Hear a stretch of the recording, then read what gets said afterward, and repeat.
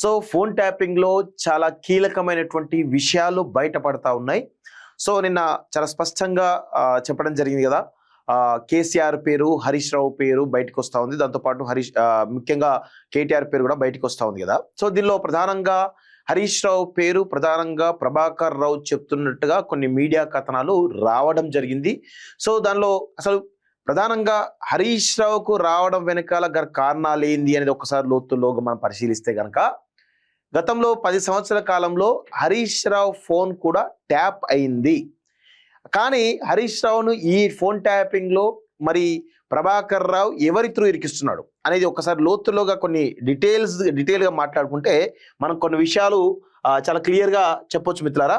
ఇక్కడ 2021 కంటే ముందు అంటే 2018 మిడ్లో మీరు కేసీఆర్ రెండవసారి ముఖ్యమంత్రి కావడం జరిగింది.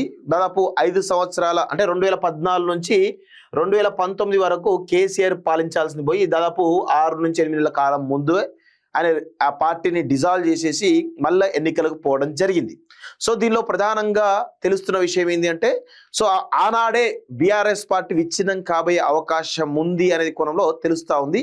దానిలో భాగంగా హరీష్ రావు వేరు కుంపడి పెడుతున్నాడా అనేటువంటి కోణంలో కొన్ని విషయాలు కీలక విషయాలు హరీష్ రావుకు అందించిన క్రమంలో దాని తర్వాత హరీష్ రావును దెబ్బ కొట్టాలని చెప్పేసి ఈటలను బలి చేయడం జరిగింది.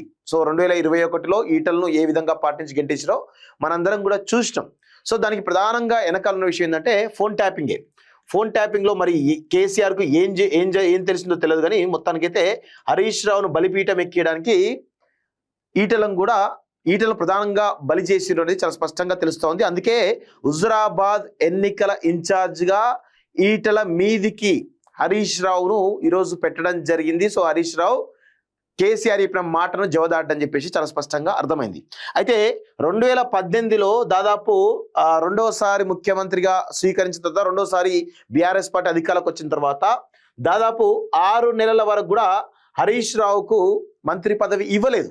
సో ఒకసారి మీరు చాలా లోతులో గమనిస్తే తెలుస్తుంది హరీష్ రావు గారు కొంతమంది కీలక వ్యక్తులకు మంత్రి పదవి ఇవ్వలేదు.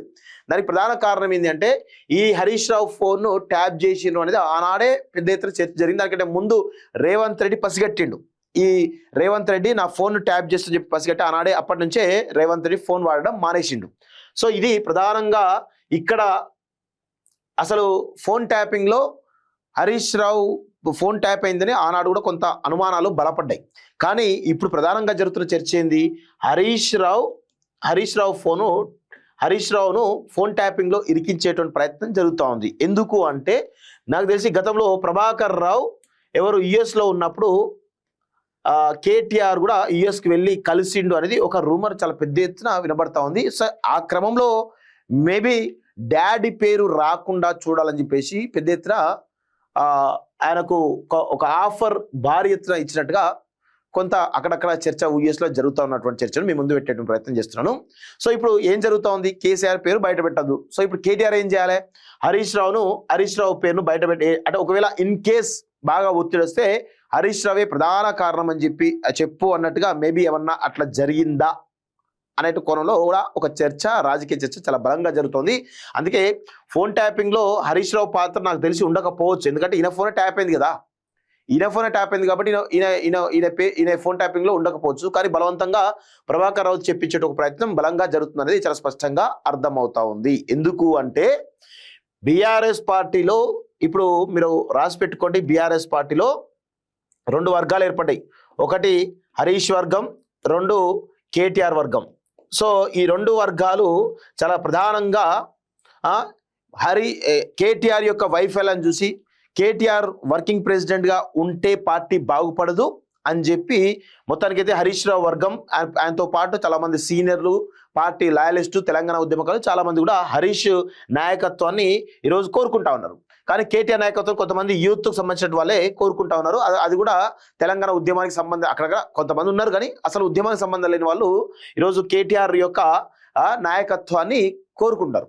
సో ఇట్లా పార్టీ 2 వర్గాలుగా చీలిపోయి మొత్తానికైతే కేసీఆర్ కు పెద్ద ఎత్తున తలనొప్పిగా మారినటువంటి నేపథ్యంలో ఇప్పుడు ఈ ప్రభాకర్ రావు కావాల్సుకొని హరీష్ రావు పేరు చెప్తున్నాడా అనేటువంటి అనుమానాలు కూడా చాలా బలంగా ఉన్నాయి.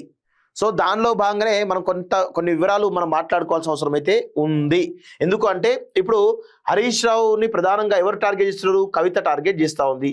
సో ప్రధానంగా కవిత కంప్లీట్ గా హరీష్ రావును టార్గెట్ చేసే ప్రయత్నం చేస్తోంది. ఇటు ప్రభాకర్ రావు, కేటీఆర్ ప్రభాకర్ రావు త్రూ హరీష్ రావు టార్గెట్ చేసే ప్రయత్నం చేసి కొంత తెలంగాణ సమాజంలో చులకన వేసేటువంటి ప్రయత్నం చేస్తున్నట్టుగా తెలుస్తోంది. సో పార్టీలో హరీష్ రావుకు ఇబ్బందికరమైనటువంటి పరిస్థితుల్లోకి నెట్టబడుతున్నాడు అనేది చాలా స్పష్టంగా తెలుస్తా ఉంది. సో ఇక్కడ ఒకసారి మనం దిశలో వచ్చినటువంటి ఆర్టికల్ చూస్తే చాలా క్లియర్ గా మీకు అర్థమయ్యేటువంటి అవకాశం అయితే కనబడతా ఉంది. సో ఇక్కడ చూడండి, ప్రభాకర్ రావు నోట హరీష్ రావు పేరు.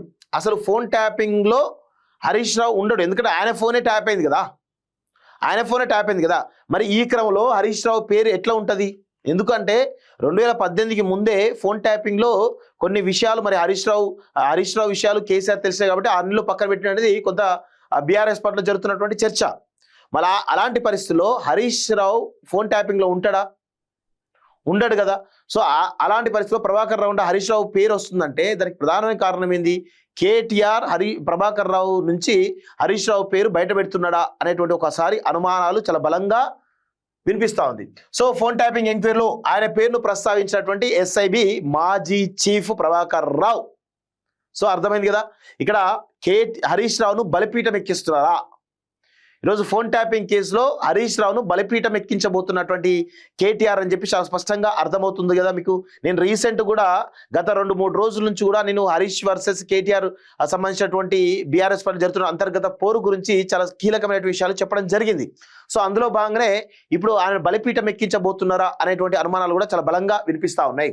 సో ముగిసిన 14 రోజుల కస్టోడియల్ విచారణ, సిట్ చేతికి కీలకమైనటువంటి ఆధారాలు, కొత్త సిట్ బృందంతో ఇంటెలిజెన్స్ చీఫ్ విజయ్ కుమార్ భేటీ, ప్రభాకర్ రావు కుమారుడిని ప్రశ్నించినటువంటి SIT. So Deccan kitchen owner Nandakumar statement record, మరోసారి ప్రణీత్ రావు, భుజంగరావు, రాధాకిషన్రావు, తిరుపతన్న స్టేట్మెంట్స్ అయితే అంటూ చూస్తా ఉన్నాం. సో మరోసారి ప్రణీత్ రావు, భుజంగరావు, రాధాకిషన్రావు, తిరుపతన్న స్టేట్మెంట్స్ కూడా రికార్డ్ చేసేటువంటి ప్రయత్నం చేసినట్టుగా తెలుస్తా ఉంది.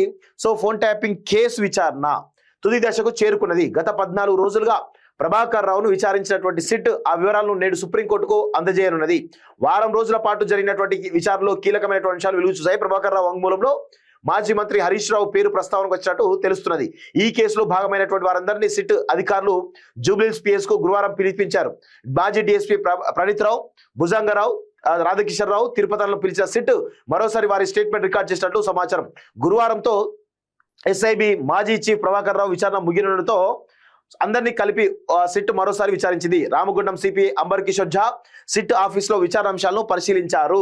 డిసెంబర్ 12 నుంచి 18వ తేదీ వరకు చేపట్టినటువంటి విచారణలో కీలక అంశాల ఎవిడెన్స్ పై ప్రభాకర్ రావు స్పందించలేదు. దీంతో సిట్ ఈ విషయాన్ని సుప్రీంకోర్టు దృష్టికి తీసుకెళ్లా వారం పాటు గడువునిచ్చింది. సుప్రీం ఆదేశాలతో 19వ తేదీ నుంచి 25వ తేదీ వరకు సిట్ అధికారులు మరోసారి విచారించారు అంటూ చూస్తారు. తదుపరి కార్యాచరణపై సిట్ చర్చ. ఫోన్ ట్యాపింగ్ దర్యాప్తు తుది దశకు చేరడంతో తదుపరి కార్యాచరణకు మొత్తానికైతే సిట్ చర్యలు చేపట్టింది. సిట్ చీఫ్ హైదరాబాద్ సిపి సజ్జనార్తో ఇంటెలిజెన్స్ చీఫ్ విజయ్ కుమార్ భేటీ అయ్యారు. నెల రోజుల్లో విచారణ పూర్తి చేయాలని ప్రభుత్వం ఆదేశించడంతో తదుపరి కార్యాచరణ ఎలా ఉండాలనే అంశాలపై చర్చించినట్టు తెలుస్తుంది. తదుపరి ఎవరెవరిని విచారిస్తారనే అంశంపై ఉత్కంఠ నెలకొన్నది. ఇప్పటికే మాజీ సీఎం కేసీఆర్, మాజీ మంత్రులు కేటీఆర్, హరీష్ రావును విచారించే అవకాశం ఉందని నిఘా వర్గాల సమాచారం అంటూ చూస్తా ఉన్నాం.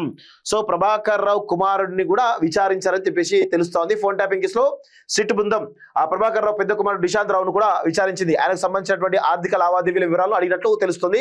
ఫోన్ ట్యాపింగ్ లో జరిగినటువంటి సమయంలో జరిగిన ఆర్థిక లావాదేవీలు, వ్యక్తులతో ఉన్నటువంటి పరిచయాలు, దర్యాప్తుకు సంబంధించినటువంటి పత్రాలు, డిజిటల్ ఆధారాలు వంటి అంశాలపై సిట్ అధికారులు ప్రశ్నించినట్టు తెలుస్తుంది. కేవలం సాక్ష్యాల సేకరణలో భాగమేనని, ప్రస్తుతం ఎలాంటి అరెస్టు లేదా కేసు నమోదు చేయలేదని అధికారులు తెలిపారు. అవసరమైతే భవిష్యత్తులో మరోసారి విచారణకు పిలిచే అవకాశం ఉందని సిట్ వర్గాలు సూచించాయి అంటూ చూస్తాను.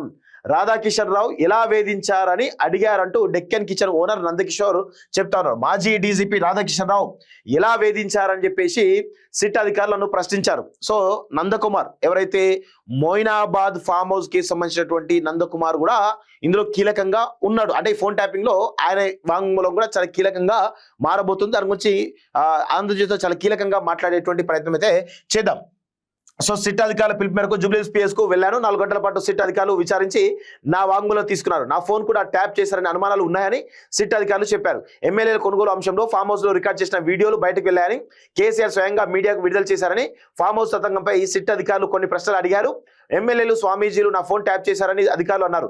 దీనిపై అప్పటి డీజీపీ రవిగుప్తాకు ఫిర్యాదు చేశా. అధికారులకు నా వద్ద ఉన్న మొత్తం సమాచారం కూడా ఇచ్చాను అంటూ కూడా చూస్తా ఉన్నాం. సో 100కు 100% ఈ ఫోన్ ట్యాపింగ్ కేసుల్లో హరీష్ రావు విచారిస్తున్నారా, హరీష్ రావు ఇరకబోతున్నాడా? ఎందుకంటే గతంలో చక్రధర్ గౌడ్ కూడా నా ఫోన్ ట్యాప్ చేయించడంలో హరీష్ రావు చాలా కీలక పాత్ర అన్నాడు. సో దీనిలో అదేవిధంగా కొంతమంది కూడా హరీష్ రావు పైన కంప్లైంట్ చేయడం జరిగింది. సుప్రీంకోర్టులో కూడా కేసు వేసారని చెప్పేసి తెలుస్తా ఉంది. సో ఇందులో ప్రధానమైనటువంటి విషయం ఏంటి అంటే హరీష్ రావు ఫోన్ ట్యాపింగ్ కేసులో బలంగా ఇరకబోతున్నాడా? ఎందుకంటే ఇప్పుడు ప్రభాకర్ రావు ఇచ్చినటువంటి స్టేట్మెంట్ ఆధారంగా కావచ్చు, లేకపోతే చక్రధర్ రావు ఇచ్చినటువంటి స్టేట్మెంట్, గతంలో ఆయన ఇచ్చిన కేసుల విషయంలో కావచ్చు, మొత్తానికైతే ఫోన్ ట్యాపింగ్ లో హరీష్ రావు యొక్క ప్రధానమైన పాత్ర ఉందా, లేకపోతే ఇరికిస్తున్నారా అనేటువంటి అనుమానాలు చాలా బలంగా వినిపిస్తున్నాయి అనేది చాలా స్పష్టంగా తెలుస్తా ఉంది. సో మరి దీని వెనకాల ప్రభాకర్ రావు, హరీష్ రావు పేరు చెప్పడం వెనకాల కేటీఆర్ ప్రోద్బలం ఏమైనా ఉందా, లేకపోతే కేసీఆర్ ను రక్షించే ప్రయత్నంలో జరుగుతుందా? సో అసలు ఫోన్ ట్యాపింగ్ అంశంలో చాలా కీలకమైనటువంటి వ్యక్తి ఎవరైనా ఉన్నారంటే అది కంపల్సరీ సంతోష్ రావు అనే వ్యక్తి పేరు బలంగా ఉంటుంది. మరి సంతోష్ రావుని పేరు బయటికి రాకుండా ఎందుకు జాగ్రత్త పడుతున్నారు అనేది కూడా ఇక్కడ ఒక చాలా కీలకమైనటువంటి ప్రశ్న. సో సిట్ చీఫ్ ఎవరైతే ఉన్నారో సజ్జనార్ గారు ఎందుకో 2-3 పేర్లు ప్రధానంగా బయటికి రాకుండా జాగ్రత్త పడుతున్నారా, ఒకసారి దానిపైన ఏమన్నా సమాచారం తీసుకునే ప్రయత్నం చేస్తారా అనేటువంటి కోణంలో కూడా ఈరోజు మేము స్టోరీ చేయబోతున్నాం. సో సంతోష్ రావు పాత్ర ఏంటి అనేది కోణంలో ఏమన్నా విచారిస్తున్నారా సజ్జనార్ గారు? అదేవిధంగా ఇటు గతంలో ఎస్ఓటి డీసీపీగా ఉన్నటువంటి మీ డిపార్ట్మెంట్లో ఉన్నటువంటి ఐపీఎస్ ఎవరైతే ఉన్నారో గోనె సందీప్ రావు పేరు కూడా ప్రధానంగా వినపడాలి. వీళ్ళిద్దరి పేర్లు ఎందుకు వీళ్ళిద్దరిని దాస్తున్నారు? ఇక్కడ అనుమానాలు చాలా బలంగా వినిపిస్తూ ఉన్నాయి. సో ఎక్కడో ఒక దగ్గర వాళ్ళ పేర్లు రావాలి, కలిసి విచారణ రావాలి కదా. ఎందుకో గత సంవత్సరాల కాలంగా జరుగుతున్నటువంటి విచారణలో భాగంగా కనీసం సంతోష్ రావు పేరు ఎక్కడ కూడా బయటికి రాలేదు, గోనె సందీప్ రావు పేరు ఎక్కడ కూడా బయటికి రాలేదు. మరి వీళ్ళిద్దరిని ఎందుకు సేవ్ చేస్తున్నట్టు, దీనికి వెనకాల ఉన్న కారణాలు ఏంటి అనేది కూడా కొంత సజ్జనార్ గారు ఆలోచిస్తే దీనిలో కీలకమైనటువంటి విషయాలు రాబట్టేటువంటి అవకాశం ఉంటుంది అనేది నాకున్నటువంటి అభిప్రాయం. ఒకసారి ఆ దిశగా ఆలోచించి విచారణ చేస్తే ఇంకొన్ని విషయాలు కూడా మీకు వచ్చేటువంటి అవకాశమే ఉన్నట్టుగా నాకున్నటువంటి అనుమానాలు. సో చూడండి, ఒకసారి ఆలోచించండి, తెలిస్తే మీకు తెలుస్తుంది.